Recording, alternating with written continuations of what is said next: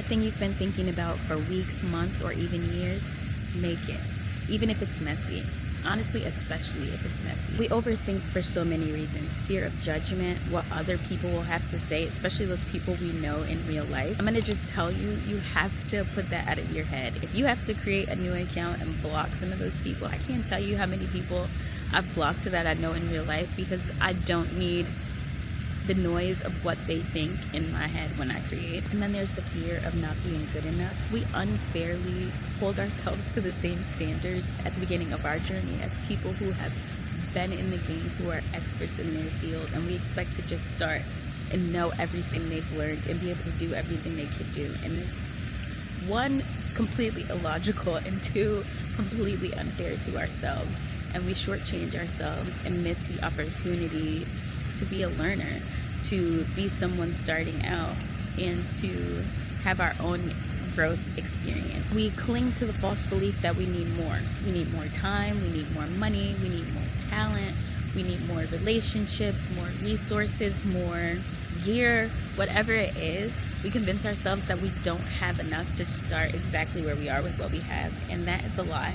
It's just the thing that keeps us from taking any action. And then we wait for perfect conditions that never come.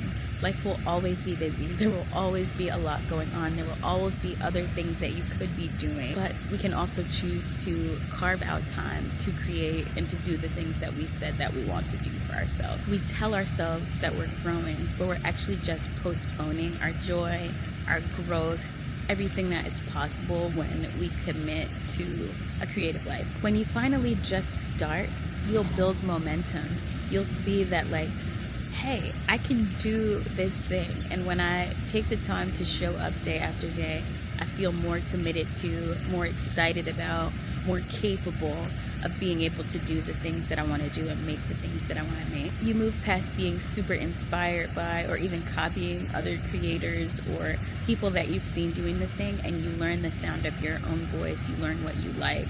You begin to become comfortable and do things in your own cadence and find your rhythm and flow. And as you clarify your voice, you'll be able to attract your people, your community, people who love what you're doing, who are interested in what you're doing, who are also makers in the same way that you're a maker, or want to just admire and appreciate the work that you're doing. You're able to do that as you clarify your own voice. You also reconnect with your joy and your agency. There's something just so beautiful about realizing and remembering, honestly, that your life is in your own hands.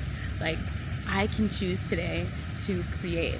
I can choose today to make something. I can choose today to step into my power, to use my voice, to encourage, to inspire, to make someone laugh, make someone feel seen or less alone.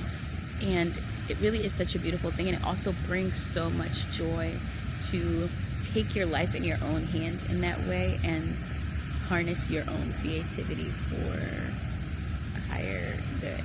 I heard a quote that says, the courage isn't in the outcome, it's in the action. The courage isn't in the outcome, it's in the action. We can spend so much time celebrating the outcome of someone's courageous act, but there is so much beauty in the starting, in the making, in the risk of being seen, taking up space, and using your voice, or being seen starting small. That is the courageous thing, and we should celebrate that more often. When I stopped thinking, I finally started creating videos online and took the risk of being seen starting small, of learning, of being a beginner. And it's awkward, it's clunky, you're finding your words, you're repeating yourself, you're having like 5 views, or the only comment on your video being from your mom.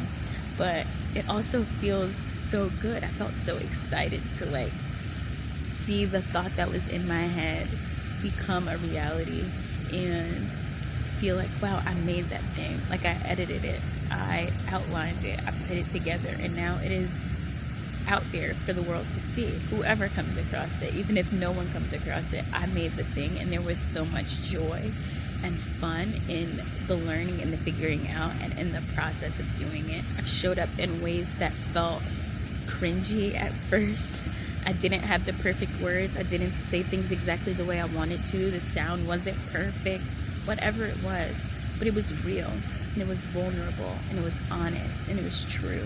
And I know that it'll only get better from there. I took creative risks that built my confidence. I started noticing that I was trying new things with my hair. I was starting to wear outfits that in the past I thought I couldn't pull off. I feel like taking one creative risk just encourages you to continue to do it in other areas of your life, and it put me more in touch with my actual self, almost that inner child, that playful version of you, the you that's curious and open and wants to explore and try new things. Taking one creative risk has just had a domino effect in my life. I also just built the habit of showing up even when I'm not sure. I built the habit of taking up space even as I'm learning exactly what my place in space is. I know that the people who have done anything worth doing had to have done it showing up unsure, not knowing if I have it all figured out, if I'm saying this exactly the right way, but they did it anyway. And I know that that is the only way that I move in the direction of the life that I want. I just want to encourage and remind you today that you are not behind. You're just waiting on permission that you don't need. Tag me if you make the thing. I want to cheer you on. Love you. Later.